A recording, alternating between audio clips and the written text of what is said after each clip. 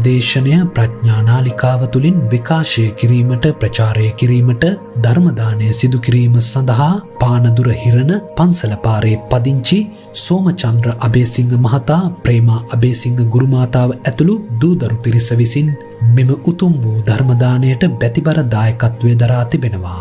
උතුම් වූ ධර්මදානයන්ගෙන් ජනිත වන්නා වූ මහා පුණ්‍ය ශක්තියින්ගෙන් සැප්තැම්බර් මස පළමුවන අද දිනට සෝමචන්ද්‍ර අබේසිංහ ප්‍රේමා අබේසිංහ යන මව්පිය දෙපළ විවාහ වී වසර 50ක් සපිරීම නිමිති කොටගෙන මෙම උතුම් වූ ධර්මදේශනාව සිදු කරනු ලබන අතර මෙම ධර්මදානයේ පුණ්‍ය බලයෙන් එම දෙපළට සුජීවත්ව සිටිනා කාලයේදී ශාරීරික මානසික නිරෝගී බව දීර්ඝායුෂ සම්පන්නිය ලැබී තව තවත් නිර්වාණගාමී ධර්මකාරණා ඇසීමට ඒවායේ යෙදීමට ඒ තුලින් ධර්මාවබෝධය ලැබීමට හේතු වාසනා වේවා. මේ ජීවිතය තුලදීම මාර්ගඵලයකට පත්වීමට පෙරපින් පෑදේවා. ගෞතම බුද්ධ ශාසනය තුලදීම භව චක්‍රය නිමා කර සංසාර දුකින් අත් මිදීමට මේ පින් හේතු වේවා. මේ උතුම් ධර්මදේශනාව ශ්‍රවණය කළ සියලු සුජීවත්ව සිටින හා මියගිය දෙපාර්ශවයේම දෙමාපියන් ඥාතීන් ඇතුළු පින් කැමති සියලු ඥාති වර්ගයාටත් දෙව් මිනිස් වර්ගයාත් මේ පින් අනුමෝදන් වී සංසාර දුකින් සුවපත් වෙත්වා. පවතින වසංගත රෝගයෙන් රටවැසි ලෝවැසි සියලු දෙනාම සුවපත් වේවා. ඒ සඳහා කැපවී කටයුතු කරන වෛද්‍ය හෙද සහ සෞඛ්‍ය අංශයේ සියලුම නිලධාරීන් සහ ආරක්ෂක අංශයේ සියල්ලන්ම සුවපත් වේවා. ගෞරවනීය දේශකයාණන් වහන්සේට නිදුක් නිරෝගී සුවපත් භාවය සහ චිරජීවනය ලැබී බලාපොරොත්තු වන නිර්වාණ සැපතට ළඟාවීම පිණිස මේ උතුම් පුණ්‍ය ධර්මයන් හේතු වාසනා වේවා කියා බලාපොරොත්තු වෙනවා. එසේම වේවා කියා ආශිර්වාද කරනවා. නමෝ තස්ස භගවතෝ අරහතෝ සම්මා සම්බුද්දස්ස. නමෝ තස්ස භගවතෝ අරහතෝ සම්මා සම්බුද්දස්ස. නමෝ තස්ස භගවතෝ අරහතෝ සම්මා සම්බුද්දස්ස. අක්කොච්චිමං අවදිමං අජිනිමං අහාසිමේ තේසං උපනයිහංති වේරං තේසං තේසූපසම්මති.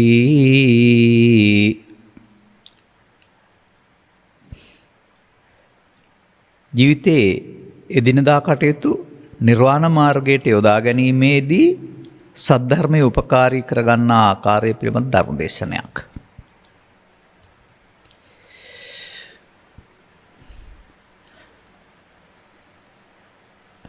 අනුග්‍රහක සදහැබර දායකත්වයේ දරන්නා වූ පින්තුන් ප්‍රමුඛ සද්ධර්ම ශ්‍රවණාබිලාසී සදහැබර පින්වතුනි,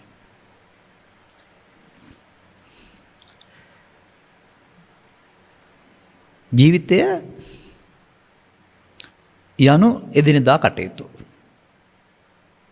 තම තමන්ට පැවරී තිබෙන භික්ෂුවක් වශයෙන්, ගොවියෙක් වශයෙන්, රියදුරෙක් වශයෙන්, පාලකයෙක් වශයෙන්, මවක් වශයෙන් විවිධ භූමිකා තුළ අසත්පුරුෂය සඳහන් කරන්නා වූ ධර්මතාව පවා මිනිසුන් කරද්දී සත්පුරුෂය සඳහන් ධර්මතා පාලනය කරන්න, වළක්වන්න, වාරණය කරන්න බුදු සමය තුළ නීති පනවලා නැහැ. අවශ්‍යකමක් නැහැ. ඒවා සේරම කරෙන්න ඕන. නමුත් මේ ජීවිතය තුළමයි තමන් ගත කරන කාරණාවලට අනුව ගත් කල බුදුන් වහන්සේ වදාළ පරිදි අධ්‍යාත්මිකයෙන් අගාධයකට යන්නේ. පරිහාන ධම්මං වෝ භික්ඛවේ දේසිස්සාමි. අනේ අගාධයට පත්වන එක හැටි තේරුම් ගන්න පුළුවන් නම් ඒ තේරුම් ගත්තාම ඊට පස්සේ අපරිහාන ධම්මං චානුගමනය කරන්න පුළුවන්. ඒ නිසා මට මතක් වෙනවා සෙන් දහම තුළ පවතිනා වූ කෙටි කියමනක්. කුමක්ද භාවනාව කියන්නේ? භාවනා කියන්නේ එදිනදා ජීවිතේ. එදිනදා ජීවිතය කියන්නේ ඒක ඔබට අදාළ නැහැ. ඔවුන්ට පමණක් අදාළ වෙන්න පුළුවන්. ඒ වචනෙන් ගැඹුරු දෙයක් කියන්නේ. එදිනදා ජීවිතය කියන්නේ බඩගිනුනොත් මොනවා හරි කනවා, නිදිමත හැදුනොත් දා ගන්නවා. ඒ දෙක නෙවෙයි එකෙන් කියන්නේ. නමුත් එදිනෙදා ජීවිතය කියන එකේ තේරුම අපි එදිනෙදා කරන කටයුතු එකක් නිවන් මඟ තව එකක් නැත්නම් භාවනාව තව එකක් කියලා තමයි සමාජයේ හිතන්නේ. ගෙදර වලත් එක්කලා මේක කරන්න බෑ, දරුවොත් එක්ක මේක කරන්න බෑ, රස්සාවත් එක්ක මේක කරන්න බෑ. වෙනම වෙලාවක් ඕන. ඔය රජයේ කාර්යාලවල ධර්ම දේශනා කරන්න ගිහින් තියෙනවා මම. මෑත දිනෙමේ මේ පසුගිය කාලවකවානුවල රජයේ සේවකයින්ගේ තියෙන ලොකුම දුර්වලකම තමයි රස්සාව කරලා ඉවරලා භාවනා කරන්න යන්න ඕන. එතකල් කරන්න බෑ. රස්සාව කරලා වෙනකොට 60යි. එතකොට ඉන්ද්‍රිය දුර්වල වෙලා දැන් අර පිරිහිච්ච ඇතුළතින් පිරිහිච්ච ටික හදාගන්න කල් තියනවද මම දන්නේ නැහැ. ඔවුන්ගේ ආකල්පය වැරදි. ජීවිතයයි භාවනාවයි එකක් වෙන්න වෙනවා. තේරුම් ගත්තොත් ශක්‍රියාව කරන එක තුළ කිසිම ප්‍රමාදයක් සිදු වෙන්න පුළුවන්. නමුත් වරද තේරුම් ගත්තාම වරද පරිහාන ධම්මං වූ භික්ඛවේ දේසිස්සාමි පරිහාන ධර්මයේ වළක්වා ගන්න පුළුවන්. එහෙම නැත්නම් හොරකම් බොරු වංචා තක්කඩිකම් පෙළපාලි ඔවට ගිහින් උද්වේගකාරීව හැසිරලා චිත්තාභ්‍යන්තරයට එකතු කරගත්තා වූ ලෝභ දේශ මොහ මූල ටිකේ පීඩණය ඊට පස්සේ ජීවත් වෙලා හිටියොත් එකක් හරි පාලනය කරගන්න පුළුවන් වෙයි. නමුත් කාටද ජීවිතේ විශ්වාස තියෙන්නේ? ඒ නිසා ඒ ආකල්පයේ කවුරු දැම්ම වුණත් මම දකින්නේ වැරදි කියලා. මෙන්න මෙහෙම ඔය සූත්‍ර 7ක් එක තැනක තියෙනවා. ඒක ධම්මං භික්ඛවේ පජහත අහංගෝ පටිභාගෝ අනාගාමිතාය. බුදුන් වහන්සේ වදාරන්නේ මහණෙනි එක ධර්මයක් අතහරින්න. මහණෙනි කිව්වම උන්වහන්සේලාට විතරක් නෙමෙයි ඕන කෙනෙකුට මම පොරොන්දු වෙනවා අප වෙනවා ඔබ අනාගාමි වෙන බවට. හුඟක් අතහරින්න නෑ එකයි නෙති. ඒකෙන් කියන්නේ ඒ එකවට අනිත් ඔක්කොම බැඳිලා තියෙනවායි කියන එක. ඒ එකම නොදහපුවම ලෝභ දේශ මොහ මද මාන මක්ක කියලා හතක් තියෙනවා මන් දන්න ආකාරයට. ඒ එකකින් පුළුවන් කියලා තියෙනවා. ඒ අනුව අපට ජීවිතය තුළ දැනෙන කාරණයක් මුල් කොටගෙන තමයි මම මේ එදිනදා ජීවිතේ අමාරු වෙටන හැටි සහ හිත හදාගන්න හැටි පැහැදිලි කරන්න උත්සාහ කරන්නේ.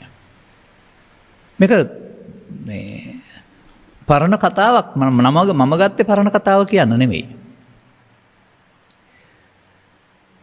ධම්මපද නම් වූ අපි ආදර්ශ පාඨ නැත්තම් මේ දහම් මග තිබෙන පොත අත්පොතේ තුල්ලතිස් හිමියන්ගේ කතාව කියන එකේ තුල්ලතිස් හිමියන්ගේ අනාචාරශීලී බව පිළිබඳව කරුණු පැහැදිලි කරන්න ගිහින් අතීත කතාවක් වශයෙන් නාරද සහ දේවල තවුසන්ගේ අර්බුදය තමයි යෝක විස්තර කරන්නේ. ඒක ඕනනම් පොතෙන් බලා ගන්න. ඒක දැනගත්තයි කියලා අපි පිළිබඳව හදාරනවා වෙන්නේ නැහනේ. නමුත් මේ ගාථාවෙන් අපි පිළිබඳව හදාරන්න පුළුවන්. මේ ගාථා දෙකේ පෘථග්ජන භාවය තියෙනවා ආර්ය භාවය තියෙනවා.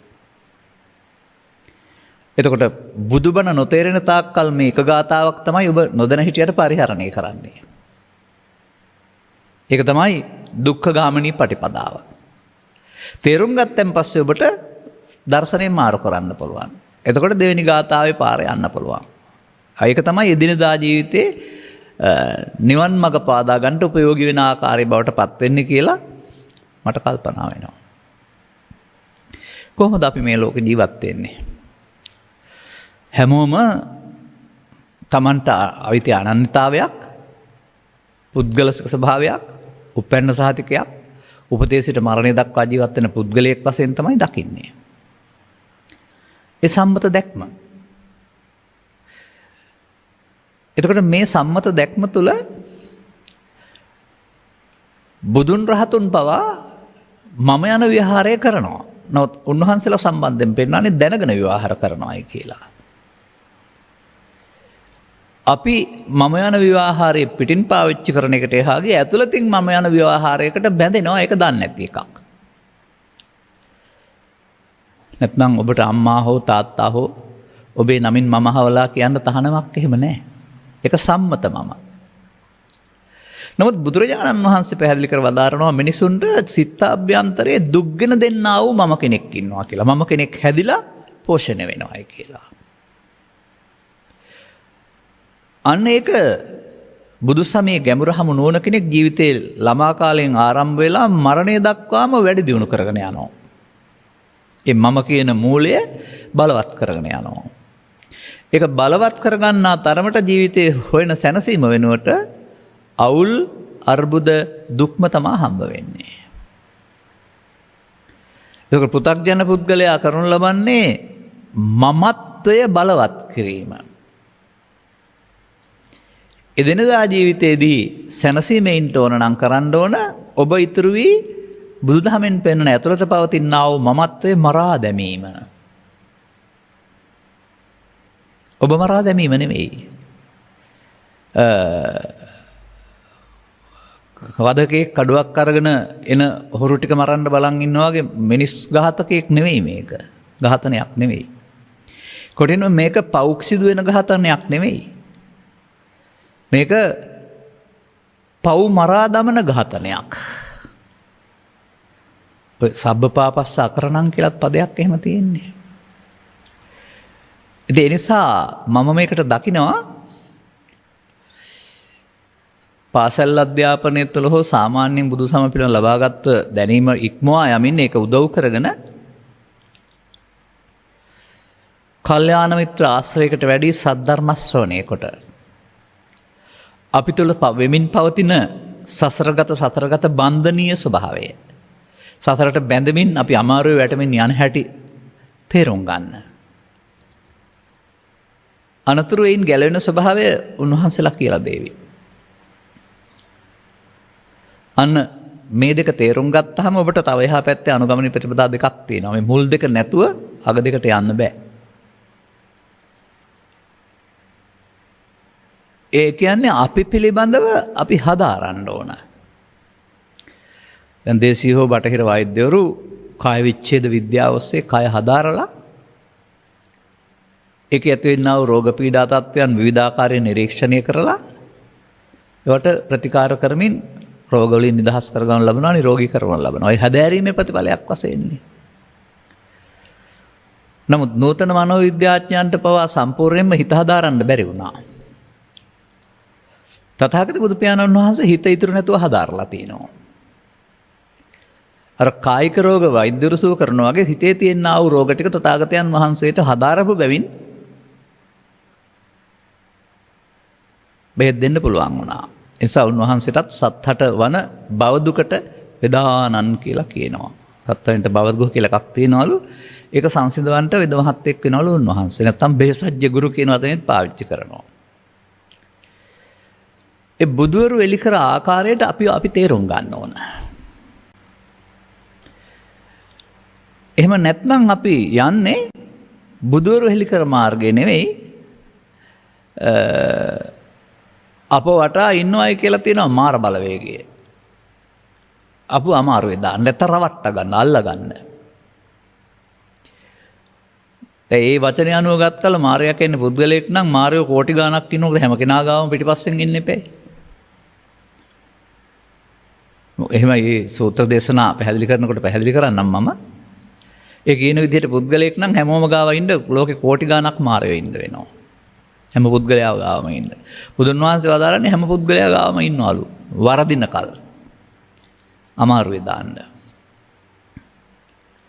එහෙනම් ඒක කිසියම් ආකාරයක බලවේගයක් නැත්නම් වැරදීමක්. මාර කියන්නේ කොතැනද කියන එක මේ සූත්‍රවල සඳහන් වෙලා තිබෙනවා. අපි ඉස්සරහට ගනිමු තව කල් වැඩි. එහෙනම් ඔබේ මවගේ පියාගේ ගුරුවරයාගේ තැපැල්කරුවාගේ වෛද්‍යවරයාගේ භූමිකාව හරියට කරගෙන යනවා. කරගෙන ආයුතුයි. ඒ සමාජයට මෙහෙවරක් විය යුතුයි. ඒ ඔබේ ජීවනෝපාය විය යුතුයි. මේ දෙකම වෙන්න ඕන.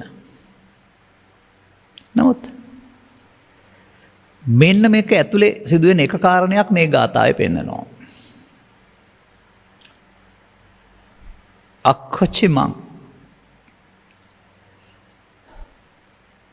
මට අසුවලා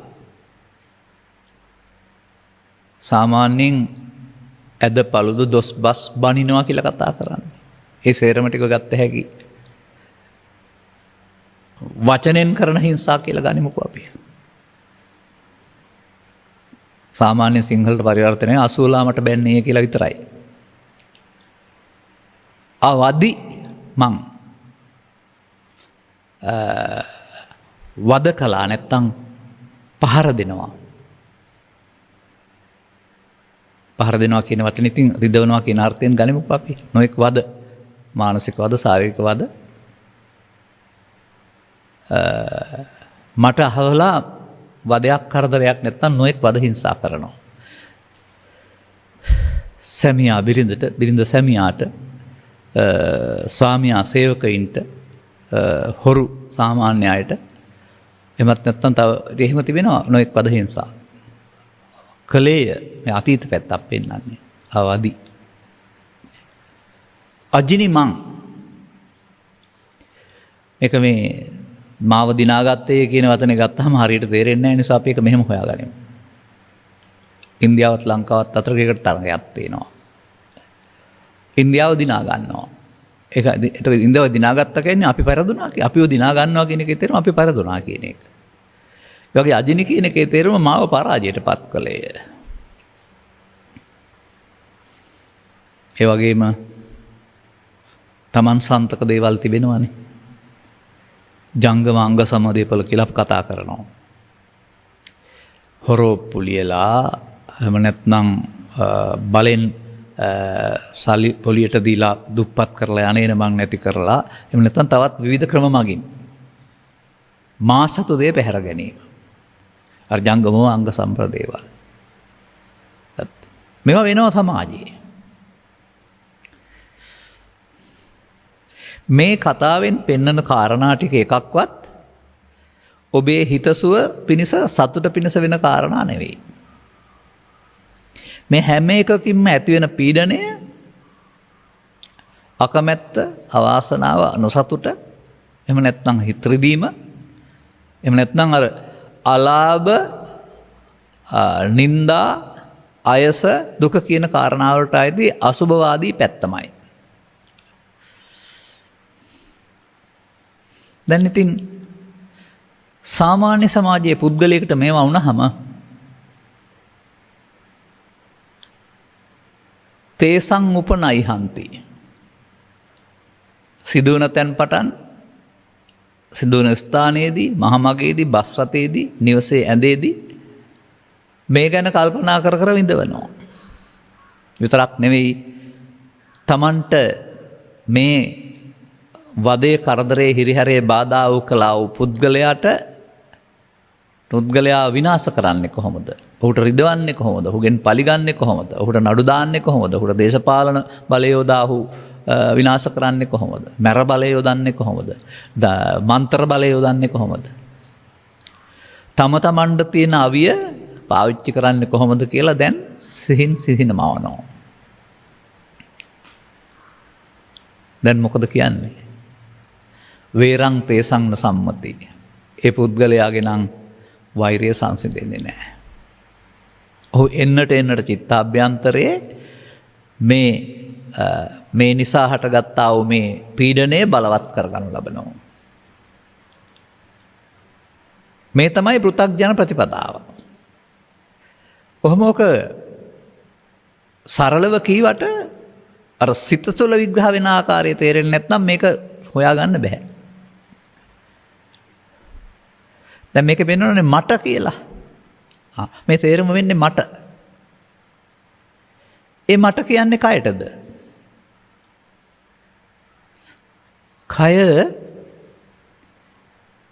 දැනට නම් අපිට පේනවා කය යමක් දැනගන්නවද පස්දොරින්ම කියලා. පස්දොර අඩපණ වූ හෝ පස්දොර නැති වී ගිය මිය ගිය කයම යමක් දැනගන්නවද? එතකොට තමයි තේරෙන්නේ කයට කරන්න පුළුවන් දෙයක් නැහැ කියලා. කය මේ සේරම කරන්නේ කය තුල පිහිටා තිබෙනා වූ සිත මගින් කියන එක. එහෙම හදාරන්න ඕන ඔබ. ඒ සිත මගින් කියන කාරණාව හදාරීමේදී තව ටිකක් තේරුම් ගන්නකොට සිත යනු මෞකසෙන් බිහි වූ තැන් පටන් මිය යනතුරුම පවතින එකක් නොව නිරතුරු වෙනස් වෙමින් ඇසෙන් කනට කනෙන් නාසයට නාසයෙන් දිවට දිවෙන් කයට බාහිර ලෝකයෙන් කල්පනා ලෝකයට කල්පනා ලෝකයෙන් නිදි ලෝකයට මෙසේ සැරිසරණ එකක් කියලා. එතකොට අර කෙස්ලොම් නිදත් වලින් හැදුනා වූ මම නැමැති පුද්ගලයා නැහැ කියලා නෙවෙයි බුදුරජාණන් වහන්සේ වදාරන්නේ. ඔය සමාජයේ තමයි මම කියලා කෙනෙක් නැහැ කියලා කියන්න හදන්නේ එහෙම තමයි. ඒ මොහොත සම්බන්ධයෙන් ගත් කල මේ මොහොත ඇසෙන් කනෙන් නාසයෙන් දිවෙන් කයෙන් උදා වෙනවා. අර එදිනදා ජීවිතය කියන්නේ ඒකනේ. ඒ උදා වෙන මොහොතේ සිත් හටගෙන අවශ්‍ය කර්තව්‍යයන් කරමින් සිත් පරම්පරාවක් වශයෙන් නැසී යනවා.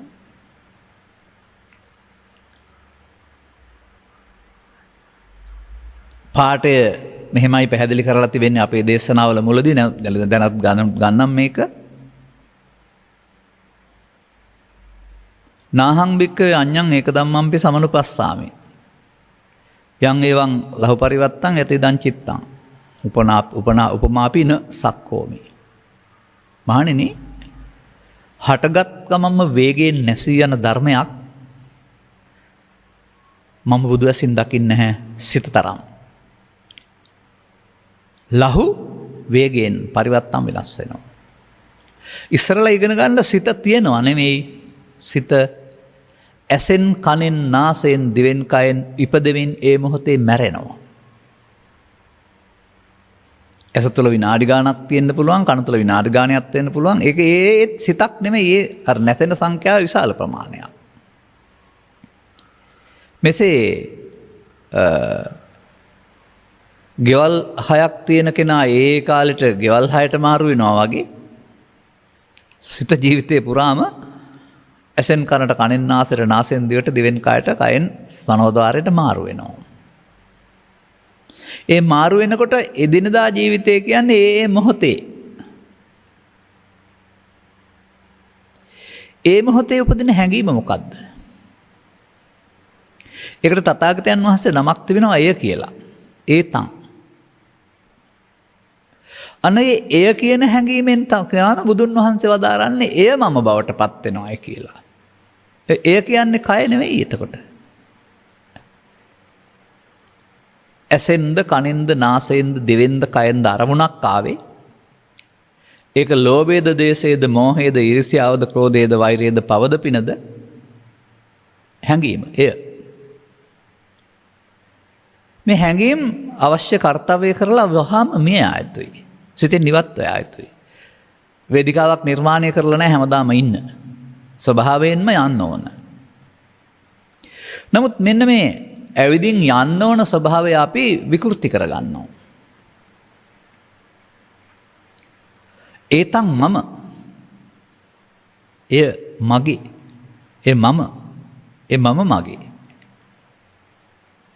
ඒතු මේ අත්තා. ඒ මගේ ආත්මය. දැන් ඒ යන ජීවිතේ නොවේ. ඒ ඔබට ඇසෙන් හෝ කනෙන් හෝ නාසෙන් හෝ දිවෙන් කයෙන් ඉපදුනා වූ හැඟීම. අන්න දැන් අක්කොච්චි මං අසුවලා මට බැන්නේය. අවදි මං මට මේ මිනිස්සයා වදයක් කරදරයක් කළේය. අජිනි මං මේ මිනිස්සයා මාව පරාජයට පත් කළේය. අහාසි මං මට ජීවත් වෙන්න තිබිච්ච දේවල් අහිමි කළා. අර එක එක අවස්ථාවට මං නේ අර මම. මේ හතර විතරක් නෙමෙයි ඊට පස්සේ අනිත් ඔක්කොම ගන්න මේකට. මේ හැම එකෙම සිදු වෙන්නේ Tamanට පාඩුවක්, මදිකමක්, නින්දාවක්, අලාභයක් ඒ නිසා වදිනවා. වදිනකොට රිදෙනවා. කාටද රිදෙන්නේ? මට රිදෙන්නේ. ඒ මට කියන්නේ මම නැමැති කයටද නැත්නම් අර හිතේ අමාරුව කියලා කියන්නේ. සිතට හිත රිදෙනවා හරියට. මෙන්න මේ සිත රිදවා ගන්න එක ළමා කාලයේ නොතිබී ඉන්පසුව බාර අරන් ටිකින් ටික වැඩි දියුණු කර ගන්නා වූ මිනිසා සතු දුර්වලකමක්.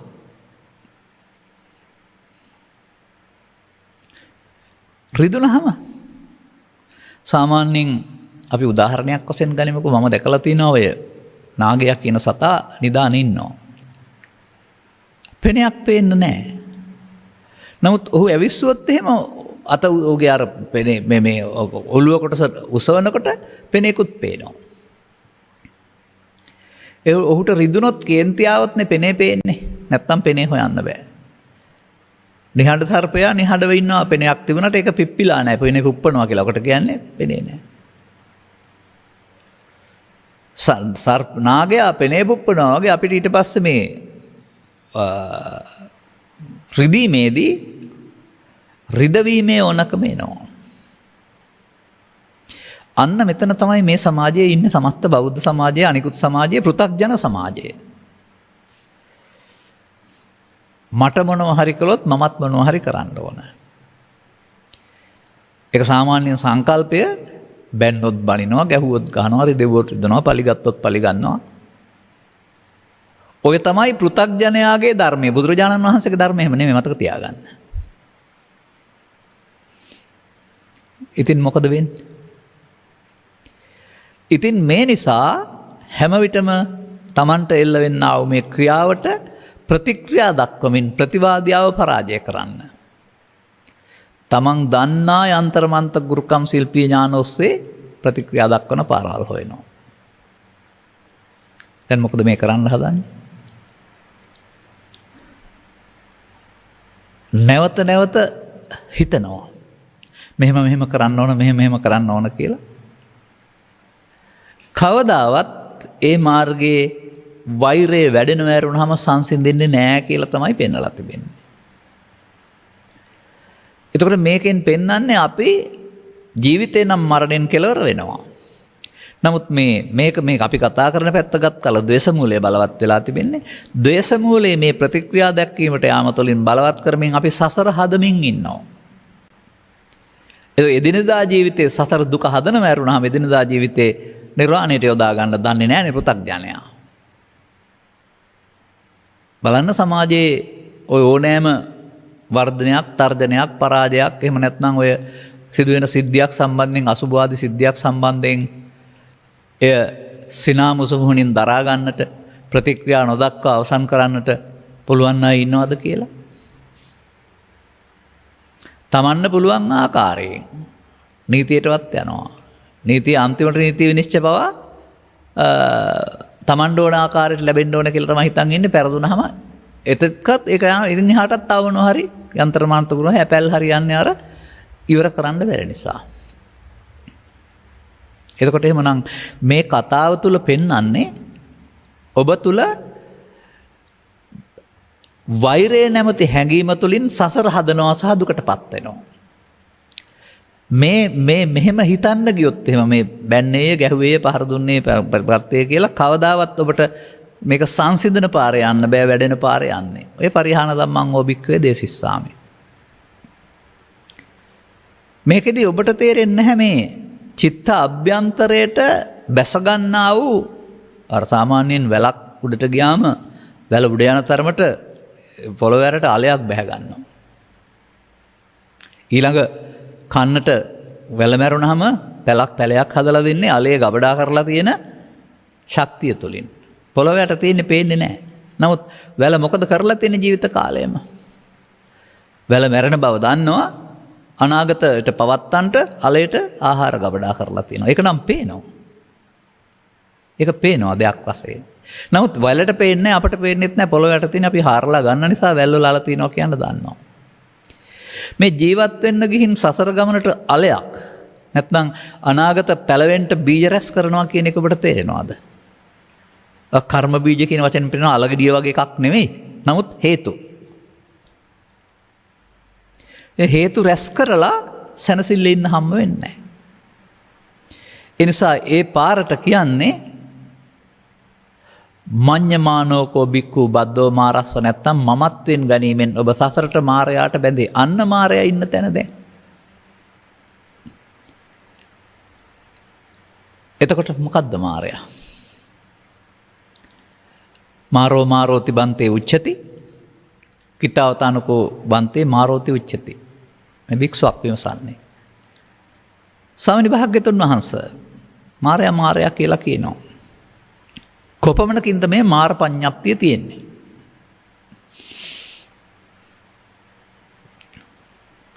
බුදුරජාණන් වහන්සේගේ පිළිතුර යම් කෙනෙක් ගාවා පංච උපාදානස්කන්ධයේ තියෙනවා නම් මායя. අන්න අර අකොච්චිමං අවදිමං අජිනිමං අහතිමං කියන පද හතර යටතේ සමස්තය තුළම උපාදානයේ නැමැති මායя විසින් ඔබ ග්‍රහණය කරන ලබන ඔබ සතරට බන්ධනවා.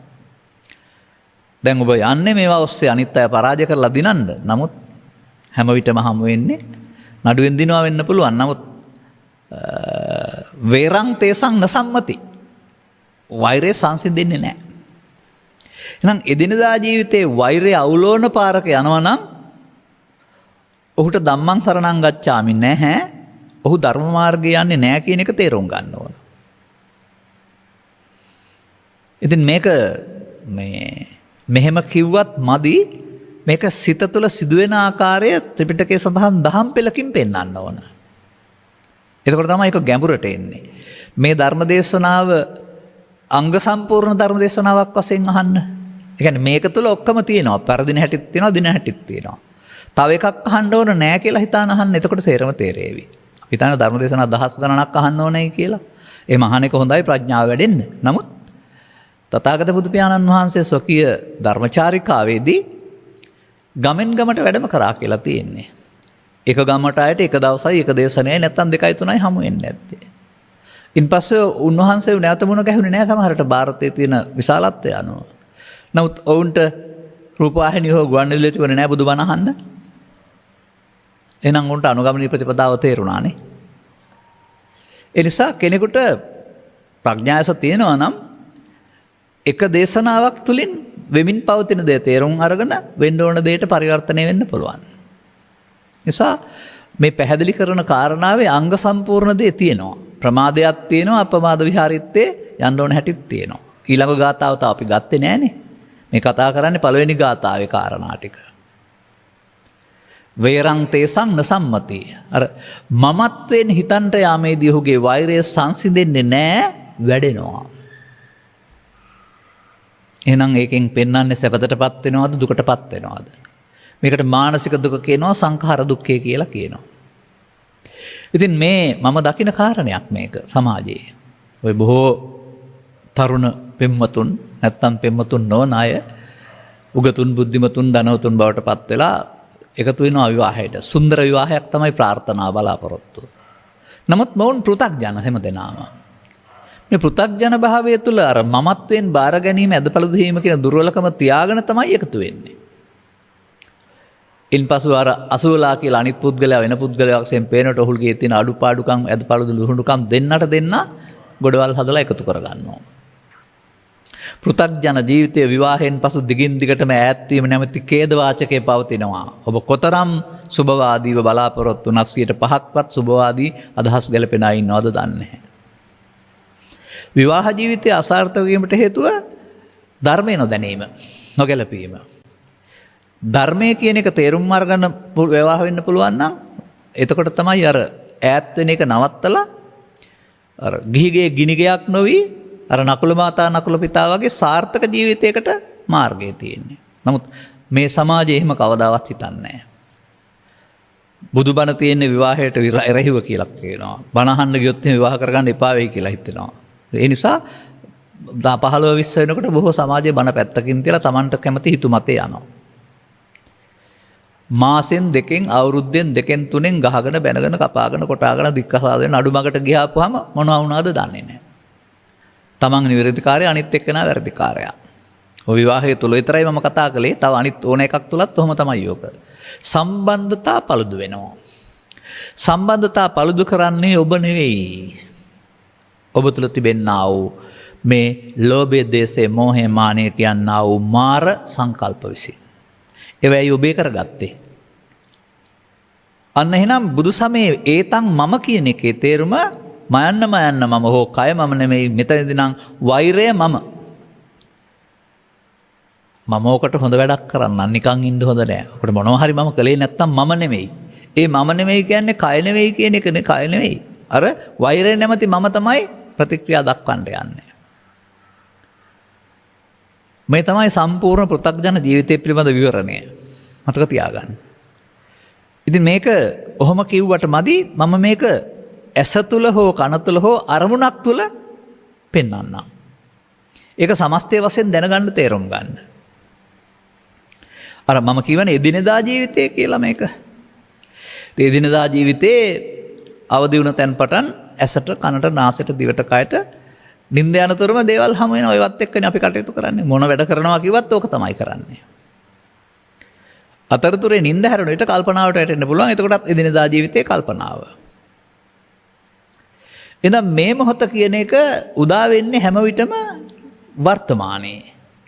ඔබට උදා වෙන්නේ ඇසෙන්, කනෙන්, නාසයෙන්, දිවෙන්, කයෙන් හෝ සිතින්. අන්න එහෙම මේ උදා වෙන මොහොතේ සිදුවෙන ඔබ තුළ මේ ධර්මයේ දන්නේ නැතුව සිදුවෙමින් පවතින දේ ඉගෙන ගන්න. එතකොට අර වැල යනවා, අලේ බහිනවා කියන කතාව ඔබට හරියයි. වැල උඩට යනවා. හැබැයි වැලට හා සමානව අලයක් යටට බහිනවා පේන්නේ නැහැ.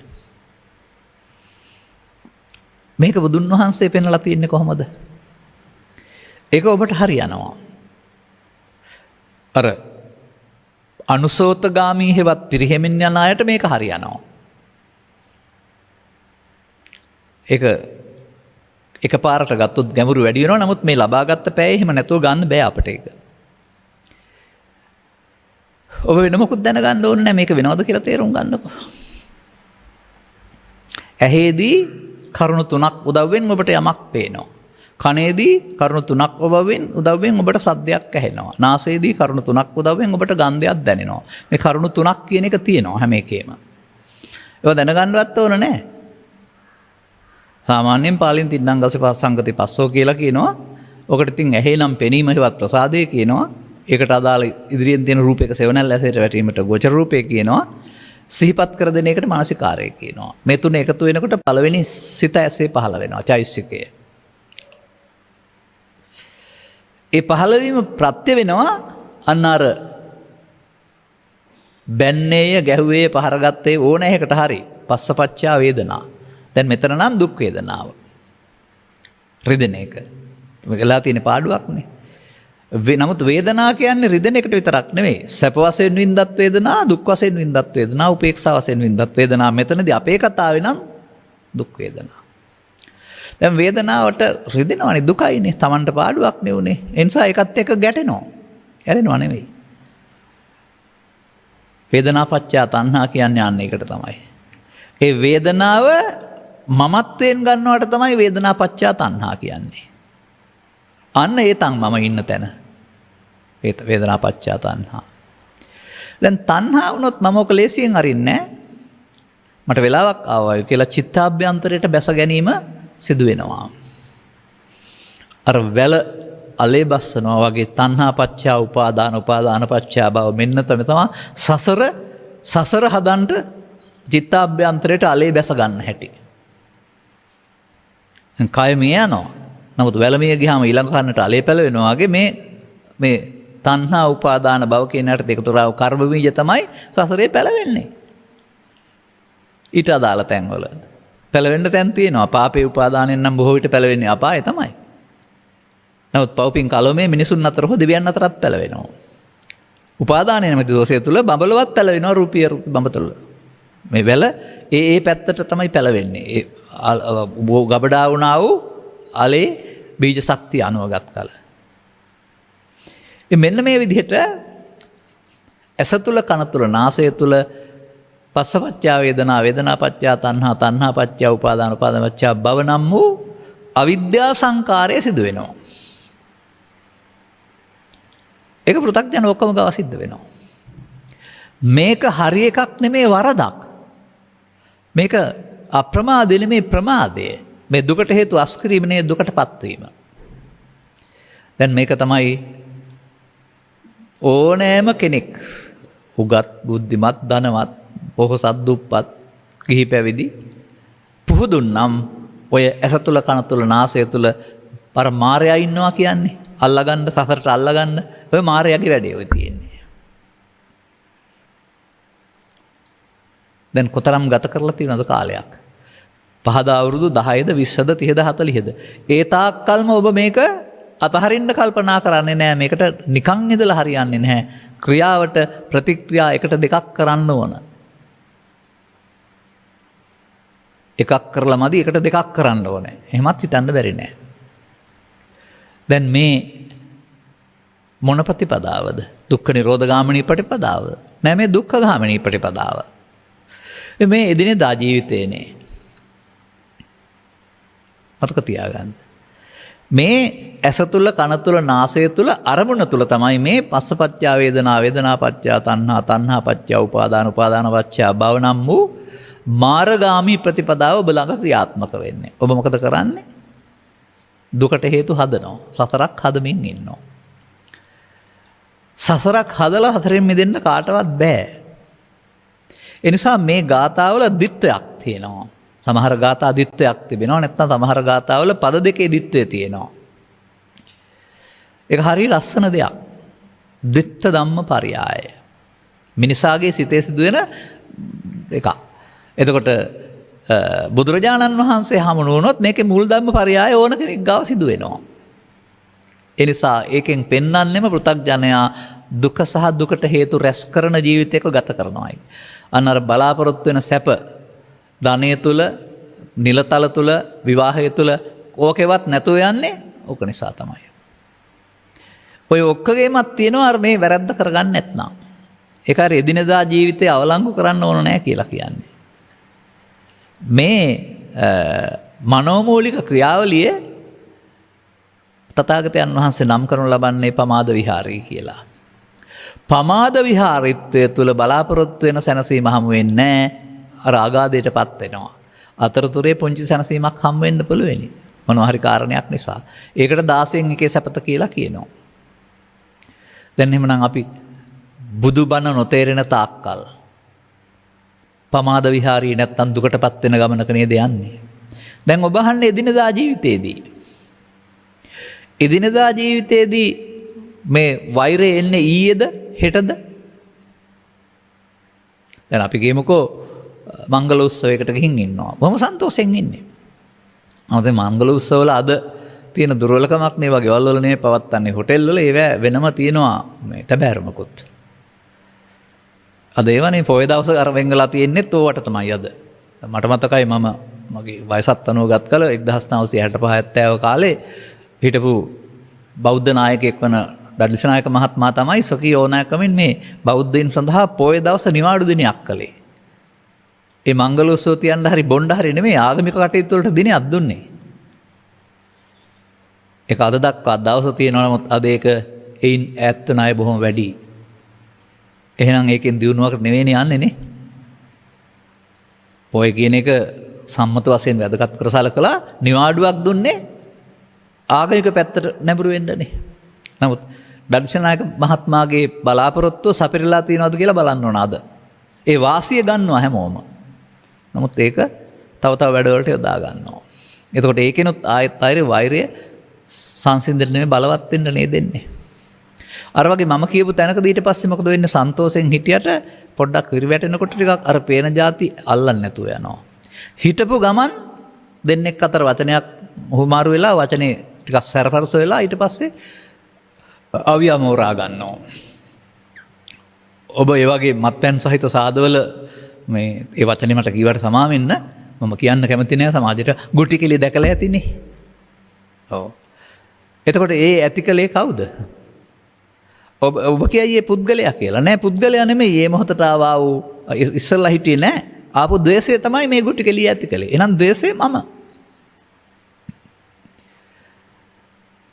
ඊට පස්සේ එතනින් ගිහින් ඊට පස්සේ මොකද කරන්නේ? එතන පොඩ්ඩක් කවුරු හරි සංසිඳෙවුවා නම් ඊට පස්සේ දවසක ඔක ඇදලා ගන්නවා. කාරණයක් යොදලම ඇදලා ගන්නවා. මොකටද අරකට එකට එක කරන්නේ? මේ බෞද්ධයෝද? මේ පළවෙනි ගාථාවේ අනුගමනීය ප්‍රතිපදාව එක මාර්යාගිනේ බුදුරජාණන් වහන්සේගේ නෙවෙයිනේ. වේ රංතේ සංඝ සම්මති. දැන් එහෙනම් ඊළඟ එකට දැන් යන්න වෙනවා මෙන්න ප්‍රතිපදාව එදිනදා ජීවිතයේදී. අක්කොච්චි මම් අසෝලා මට පාඩුවක් බැන්නයි වැනීමක් කළා. අවදි මං මට කරදර කළා. අජිනි මං මාව පරාජයටපත් කළා. මාසු දේවල් පැහැරගත්තා. වෙලා ඉවරනේ දැන් ඒක. වෙලා ඉවරයි මතක තියාගන්න. වෙලා වෙච්ච දෙයකට ඊට පස්සේ වෙච්ච දෙයට මක් කරන්නද කියලා නේ ගීතෙත් තියෙන්නේ. නමුත් වෙච්ච දෙයට ප්‍රතික්‍රියා කරන්න යන්නේ වෛරයෙන්. වෙච්ච දේ පාඩුවක් නම් නීත්‍යානුකූලව අය කරගත්තට කමක් නැහැ. ඒකෙම එපා කියන්නේ නැහැ අපි. නමුත් තේසං න උපස්නයි හන්ති අන්න බුදුහාමුදුරුවන්ගේ දහම් පදේ. ඒ සම්බන්ධයෙන් ප්‍රතික්‍රියා දක්වන්න මමත්වයෙන් අරගෙන ප්‍රතික්‍රියා දක්වන්න හිතන්න යන්නේ නැත්නම් ඔහුගේ වෛරය සංසිඳෙනවා. එතකොට වැල උඩට යන්නෙත් නැහැ, අලේ යටට බහින්නෙත් නැහැ. ප්‍රතික්‍රියා දක්වන්න වෛරය වැඩෙනවා. එහෙනම් වැල උඩට යනවා. එහා සමාන ප්‍රමාණයක් අලේ යටට බහිනවා. අන්න ඒ මොහොත වෛරයව හිතන්නේ නැත්නම් අර මම පෙන්නන්නම් ඒ පෙළ ඊට පස්සේ එහෙනම් ඔහුගේ වෛරය සංසිඳෙනවා. දැන් එදිනදා ජීවිතේ වැඩියෙන්ම දැනෙන දේ නේද ඔබට තරහව කියලා කියන්නේ. හොඳට පැහැදිලිව දැනෙන දේ. ආදරේ හරි ආලේ හරි ලෝභේ හරි තරම් පැහැදිලිව දැනෙන්නේ නැහැ. නමුත් මේ ව්‍යාපාද මූලය, ව්‍යාපාද විතර්කය හොඳට දැනෙනවා. ඉතින් මේ අර ලෝභ දේශ මොහ සූත්‍ර අනුව ගත් කල ව්‍යාපාදයේ පමණක් සංසිඳවන්න පුළුවන් නම් පජහති බැහැර කරන්න පුළුවන් නම් අනිත්ත් ඒවත් එක්ක බැඳිලා තියෙනවා. මොකද මමත් ඒකට එක්ක බැඳිලා තියෙන්නේ. එහෙනම් බුදුන් වහන්සේගේ පොරොන්දුව උන්වහන්සේ පොරොන්දු වෙන්නේ නැහැනේ කරන්න බැරි නම්. මම ඔබට අප වෙනවා මෙහෙම වෙනවායි කියලා. දැන් මෙන්න මේක තේරෙනකොට මේ පුද්ගලයාට පෘථග්ජන කියන ලේබලේ අලවන්න ඕන නැහැ. ඇඳුම සුදු හරි කහ හරි තව ඕන පාටක්. ඔහු එතකොට ජීවත් වෙන්නේ ජීවිතේ එකක් වශයෙන් ගෙන නෙවෙයි. ඔහු ජීවත් වෙන්නේ මේ මොහොත තුල. මේ මොහොත ඔහුට අවදි වූ තැන් පටන් නින්දට යනතුරුම තම තමන් ජීවත් වෙන ශේස්ත්‍රවල උදා වෙනවා. ඇසෙන් කනෙන් නාසයෙන් දිවෙන් කයෙන් පස්සපච්චා වේදනා වේදනා පච්චා තණ්හා තණ්හා පච්චා උපාදාන උපාදාන පච්චා භව නම් වූ මේ පරණ පුරුද්ද හම්බ වෙනවා. ඔබ නොසන්සුන් වෙන මොහොත. මගුල් ගෙදරදිත් ඕක, අවමගුලදිත් ඕක, දේශපාලන අර්බුදදිත් ඕක, පිකටින් ව්‍යාපාරෙත් ඕන එකක. සංසුන්න සිටි සමා දේශය නැමැති මායාව බුදුල රිංගාගෙන නොසන්සුන් කොට ඔබ නොමිනිසෙක් කරනවා. ඒ නොමිනිස් ක්‍රියාකාරකම් පාසල තුළ, විශ්වවිද්‍යාලය තුළ, දේශපාලන භූමිය තුළ වෙච්ච දේවල් කියන්න මට මේ පැය මදි. ඔය බොහෝ දේශපාලන පක්ෂවල පරිහානිය එහෙම නැත්නම් නායකයින් ඝාතනයේම කුලල් කා ගැනීම තුළ බව අතීතය තුළ හොයාගන්න. රටට වැඩක් කරන්න හිටපු මිනිස්සු නැති උනේ ඔය කුලල් කා ගැනීම තුළ. ඔවුන්ට තේරෙන්නේ එක්සත්කම සමග තිබුණොත් ගුණධම කියලා එක ඔවුන් බෙදිලා තනියෙන් අයිති කරගන්න යනවා. නමුත් එතකොට බෙදුනොත් විනාශය. මේක හොඳම තැන තමයි තියෙන්නේ වට්ටක ජාතකයේ. අර වටකුරුල්ලෝ දැලාරංගියේ කතාව තියෙන්නේ. ඒකේ තියෙනවානේ ඔක්කොම එකතු වෙලා දැලාරංගියයි කියලා. නමුත් ඔවුන් අර්බුදයක් ඇති කරන දැල උස්සන්න නැතුව තැන් තැන් වලට ලා හිටියයි කියලා තියෙනවා. එතකොට ආපහු වටු වැද්දට ගොදුරුණයි කියලා තියෙනවානේ. ඉතින් මේක මේ අසමගිතාව ඇති කර ගන්නා වූ සියලු දෙනාට ප්‍රාදේශ සභාව, පළාත් සභාව, පාර්ලිමේන්තුව ඇතුළු හැම දෙනාටම අසමගිය විනාශයේ මුලය සමගිය දියුණුවේ මගේ කියන පාඩම වට්ටක ජාතකයේ තියෙනවා. මට හිතෙනවා මේ මිනිස්සු වට්ටක ජාතකයේ කිවලවත් නැතුව මන් දන්නේ මේ ජීවත් වෙන්නේ කියලා. සමාජය කරන වැඩත් එක්කලා. වඩාත්ම කියන්න හොඳ බණ තමයි වට්ටක ජාතකයේ මේගොල්ලන්ට. ඒකෙන් ආරම්භ කරන්න කියන්න වෙනවා. මේ අවුල් ඇති කර ගන්න අයට. ඉතින් අපි එහෙම දැනෙන්න කියමු විහිළුවට වගේ. නමුත් අපි කතා කරන්නේ ඔබ වෙනුවෙන් නෙමෙයි. ඔබ තනිව මේක කරගන්න ඕන. දැන් කොහොමද මේක නොසිතා ඉන්නවා කියන තේසං නඋපුනයි හන්ති. පාරම්බාන්න නැතුව ඉන්නවා. දැන් අර පාරම්බාන හැටිය පෙන්වුවේ. සාමාන්‍යයෙන් ගම්බද වචනේ වට එහෙම හරියන්නේ. පාරම්බාන්න නැතුව ඉන්නේ කොහොමද? අන්න අර ඉස්සරලා සිද්ධියේදී ඒකට තමයි මගේ මම මගේ ආත්ම හේවත් නිත්‍ය සුඛාත්ම වශයෙන් ගැනීම කියලා කියන්නේ. ඒ හැඟීම අල්ලාගත්තා. දැන් මේ මොහොතම අතාරින අවස්ථාවක් බවට පත් කරන්න. අර වැඩෙන ප්‍රතිපදාව මේ ඡය වෙන ප්‍රතිපදාව. එහෙනම් එහෙම ප්‍රතික්‍රියා දක්වන්නට පරාජයකට රිදවා දිනන්නට කල්පනා කරන්නේ නැතුව න උපනයි හන්ති. සාමාන්‍යයෙන් අර තේමේ ජාතකය ගන්නකො. තේමේ ජාතකයේ තිබෙනවා කුමාරයාට ඉපදුනෙන් පස්සේ මේ ජාති ස්මරණ ඥානය පහළ වුණයි කියලා. රජකම් කරන්න ගිහින් කරපු වැරදි හින්දා අපාගත වෙච්ච කාරණා සේරම දැකලා මේ රජකම කරන්න ගියොත් එහෙම මට තමයි සැරෙත් අපාගත වෙන්න වෙන්නේ කියලා ඊට පස්සේ අනුගමනය කරපු ප්‍රතිපදාවක් පෙන්නනවා.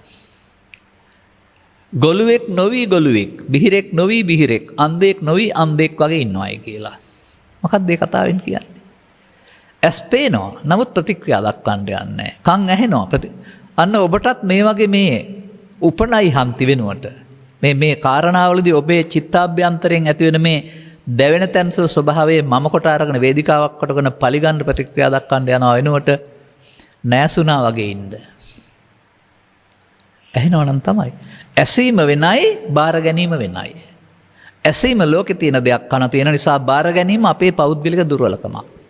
බාර ගැනීමෙන් තමයි මම මගේ ආත්ම බවට පත් වෙලා ඔබට දුක් ගෙනත් දෙන්නේ. අර අන්ධෙක් නොවි අන්ධෙක් වගේ ඉන්නවා කියන එකේ තේරුම එතකොට බාර ගන්නෑ. බිහිරෙක් නොවි බිහිරෙක් වගේ ඉන්නවා කියන එකේ තේරුම ඒක තමන්ට සිදුවන දෙයක් වශයෙන් බාර නොගැනීම. තමා කියන මුලාව හිතේ ඇතිතුරු බාර ගැනීම තියෙනවා තුනී කරගෙන යන්න.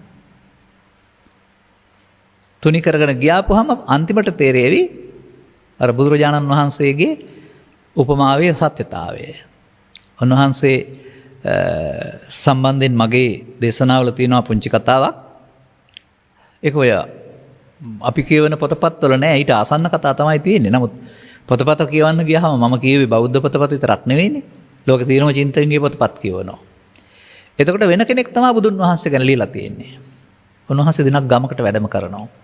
ඒ කාලේ බමුණන්ගෙන් විරෝධය උන්වහන්සේට. මොකද බමුණන්ට තියෙන ලාභ කීර්ති ප්‍රශංසා නැති වෙනවා, පහර වදිනවා. ඒ නිසා අතරමඟදී වට කරගෙන හොඳ චෝදනා පත්‍රයක් ඉදිරිපත් කරනවා. වාසනාවකට ඝාතනය කරන්න එහෙම කල්පනා කළේ නැහැ, පහර දෙන්නට ගෞරවත්වයක් තියෙන්නේ නැති. අර හිතේ තිබිච්ච රිදිච්ච ගතිය උන්වහන්සේට චෝදනා මගින් ඉදිරිපත් කරනවා. උන්වහන්සේ සංසුන්ව සවන් දීගෙන ඉන්නවා. ඉවර වෙනකල්ම සවන් දීගෙන ඉන්නවා. සවන් දීලා කරන ප්‍රකාශය තිබෙන්නේ උපමංගාවට ආවනම් ඕකට මොකක් හරි ප්‍රතික්‍රියාවක් මගෙන් ලැබෙයි. ඒ කියන්නේ ඒ කාලේ උන්වහන්සේ ළඟත් මම ඉඳලා තියෙනවා. එතකොට මම තමයි ප්‍රතික්‍රියා දක්වන්නේ. දැන් නම් ඔය කියන කාරණාවලට මගෙන් උත්තර හම්බ වෙන්නේ නැහැ.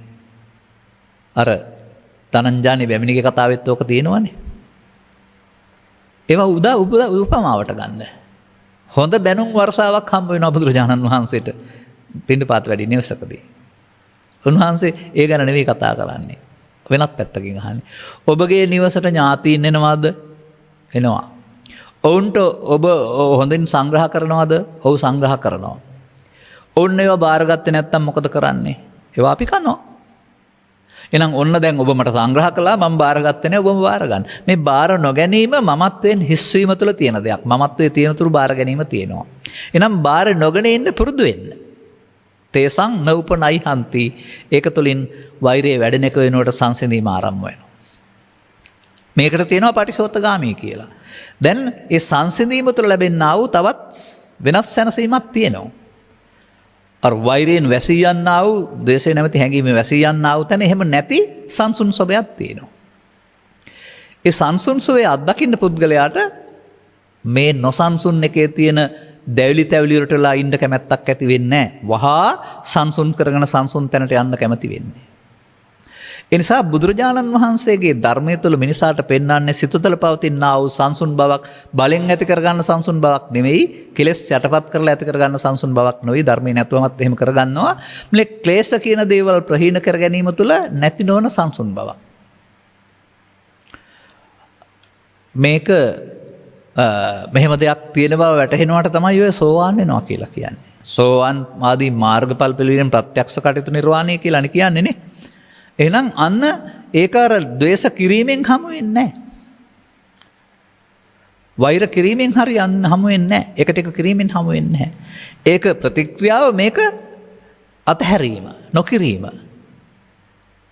න උපනයි හන්ති. නැවත නැවතත් හිතන්නේ නැත්නම්, ඉතින් ගෙනියන් අරන් ගන්න නැත්නම්, එහෙනම් ඒක සංසිඳෙනවා. මේ අරන් යන එක සම්බන්ධයෙන් පුංචි කතාවකුත් කියලා ධර්ම දේශනාව අවසන් කරන්නම්. ඒක පොඩියෙන් කියන්න වෙනවා. අර සෙන් කතාවලම තියෙනවා ජනප්‍රිය කතාවක්, ඔබ අහලත් ඇති. ස්වාමීන් වහන්සේලා දෙනමක් ගමනක් යනවා. මඩවලක් තියෙනවා, මඩවලින් ඈතර වෙන්න බැරුව සුදු සේන කිරුමක් ඇඳගත්ත කාන්තාවක් ඉන්නවා එතන. ලස්සන ගාන ළමෙක්. ඒ යන්න විදිහක් නැහැ. කිවෙනා මඩ ගෑවේ කියලා. ඒ හිමිනමක් එක්වර මේ දැරිය උසවාගෙන එන්න දරුවා කියලා උස්සලා අරන් එහා පැත්තෙන් තියලා යනවා. අනිත් හිමියනොත් පිටිපස්සෙන් දැන් යනවා. දෙන්න කතා නැහැ. අර උන්වහන්සේට ඒක පිළිබඳ ගැටලුවක් තිබුණේ. අනිත් එක්කෙනාට මේක ශික්ෂාපදත් එක්කලා ගත්තලා විනයට ගැටලුවක් වෙලා. හැන්දෑව ඉන්න ගමන් තමයි කතාව වැදෙන්නේ. කියනවා මොකද්ද ඔබ වහන්සේ අර කරපු වැඩේ? වික්ෂුන් වහන්සේලා කරපෙනවා ගෑන් ළමයි උස්සලා අතට ගන්න. අපිට ගැලපෙන්නේ නැහැ නේද කියලා ආවලාද නගන්න ගන්නවා. ඔන්න එතනදී තමයි කතාව තේන්නේ. ඔබ වහන්සේ තාමත් ඒ ගෑන් ළමයි උස්සන්න දෙන්නේ. මම නම් ඒ ළමයි එතන තියලා ආවේ. අන්න අර ඔසවාගෙන යාම කියන්නේ සිතින් පවත්තනවට. ඒක ගෑන් ළමයි උස්සන්න කීයක් නෙමෙයි පෙන්වන්නේ. ඒක වැරදි කියන හැඟීමක් තුළ ඔහු උපාදාන කරන පවත්තන ගිහින් එයා විඳවනවා තනියම.